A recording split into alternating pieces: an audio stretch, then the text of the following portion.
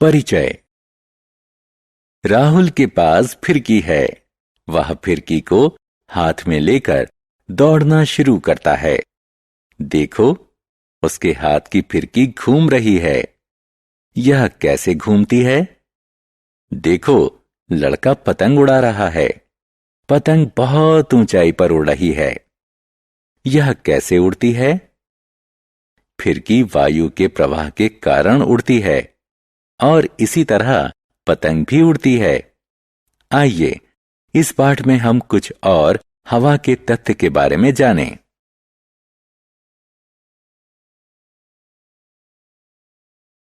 उद्देश्य।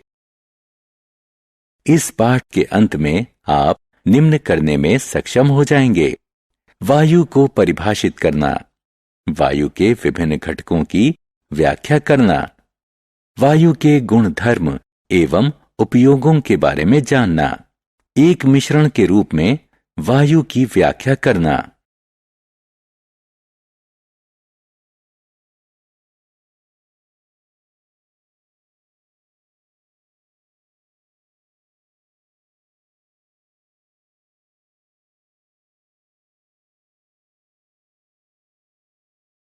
वायु क्या है? क्या वायु के अभाव में आपको गर्मी लग रही है? अब अपना सीलिंग फैन ऑन करें। आप वायु की उपस्थिति को महसूस करेंगे। आपने सुहानी सुबह में ठंडी पवन को अवश्य महसूस किया होगा। यह भी वायु के प्रवाह के कारण होता है। प्रवाहित होने वाली वायु पवन कहलाती है। हम वात दिग्दर्शक यानी विंड वेन्स की सहायता से पवन के चलने की दिशा का पता लगा सकते हैं।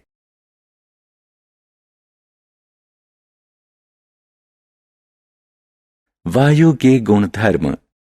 वायु रंगहीन होती है और हम इसके भीतर से प्रत्येक चीज को देख सकते हैं। यह गंधहीन एवं स्वादहीन होती है। यह स्थान घेरती है। यह समझने के लिए एक कांच का बाउल लें और इसे सीधे पानी में डुबाएं। देखें, बाउल में पानी प्रवेश ना करे। अब बाउल को धीरे धीरे घुमाएं। देखिए, बाउल से वायु के बुलबुले निकल रहे हैं। धीरे धीरे पानी बाउल में प्रवेश कर रहा है। तो आप देख सकते हैं कि बाउल खाली नहीं था। जो वायु बाउल में थी वह बाहर निकल रही है। इससे पता चलता है कि वायु स्थान घेरती है। एक एयर पिलो यानी एक प्रकार का तकिया जिसमें वायु भरी जाती है। इसमें वायु भरें। आप क्या देखते हैं?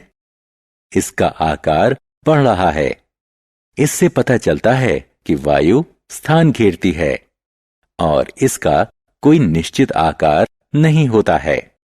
वायु में भार होता है। एक तराजू के एक ओर वायु से भरी गेंद रखें और दूसरी ओर खाली गेंद रखें। आप देखेंगे कि खाली गेंद वाला तराजू ऊपर जा रहा है, जो यह दर्शाता है कि खाली गेंद वायु से भरी हुई गेंद से हल्की है।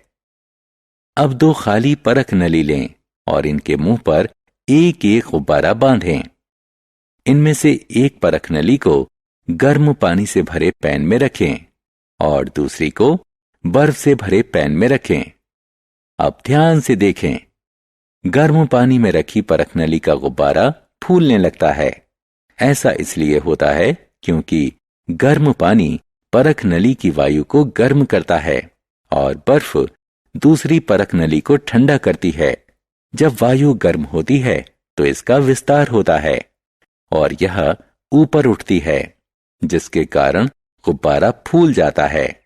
दूसरी ओर ठंडी वायु संकुचित होती है, जिसके कारण दूसरा गुब्बारा सिकुड़ जाता है।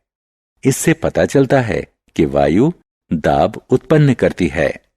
एक पिस्टन लगा हुआ सिलेंडर लें। पिस्टन को भीतर की ओर दबाएं। आप सिलेंडर के भीतर दबाव बना सकते हैं। इससे पता चलता है कि वायु संकुचित यानी दबाई जा सकती है।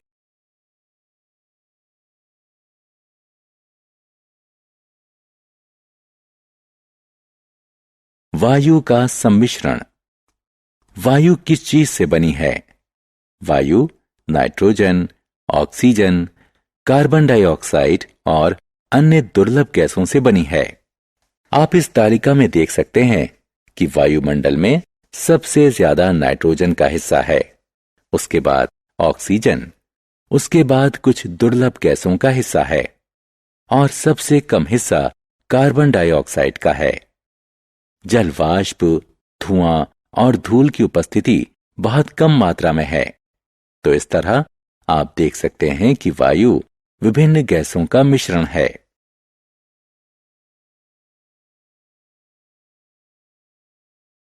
वायु गैसों का मिश्रण है। जब आप फ्रिज से पानी की बोतल निकालते हैं तो बोतल की बाहरी सतह पर पानी की कुछ बूंदें दिखाई देती हैं। ये पानी की बूंदें कहां से आती हैं? क्या बोतल से पानी का रिसाव हो रहा है? नहीं, ऐसा नहीं है। वायु में उपस्थित जलवाष्प बोतल की ठंडी सतह के संपर्क में आकर फिर से द्रव में बदल रही है। इससे वायु में जल वाष्प की उपस्थिति का पता चलता है। अब एक परख नली में चूने का पानी लें। इस विलयन में सिरिंज के माध्यम से कुछ वायु प्रवाहित करें। आप देख सकते हैं कि चूने का पानी दूधिया हो जाता है। यह वायु में कार्बन डाइऑक्साइड की उपस्थिति का संकेतक है। अंधेरे वाले स्थान पर टहलते समय अपनी टॉर्च जलाएं। आप देखेंगे कि टॉर्च की रोशनी में कुछ कण चमक रहे हैं। ये वायु में उपस्थित धूल के कण हैं। ये सभी क्रियाकलाप हमें इस निष्कर्ष पर पहुंचाते हैं कि वायु गैसों और धूल के कणों का मिश्रण है।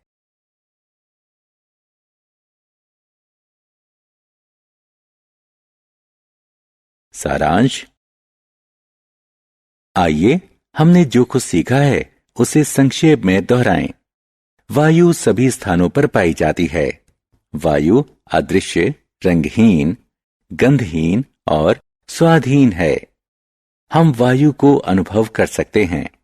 वायु स्थान घेरती है, लेकिन इसका कोई निश्चित आकार नहीं होता है। वायु में भार होता है, इसे दबाया जा सकता है और यह दाब उत्पन्न करती है। वायु नाइट्रोजन, ऑक्सीजन, कार्बन डाइऑक्साइड, जल वाष्प और कुछ अन्य गैसों का मिश्रण होती है। वायु में धुएं और धूल के कण भी उपस्थित होते हैं। ऑक्सीजन जलाने में सहायक होती है और यह समस्त जीवों के लिए आवश्यक होती है।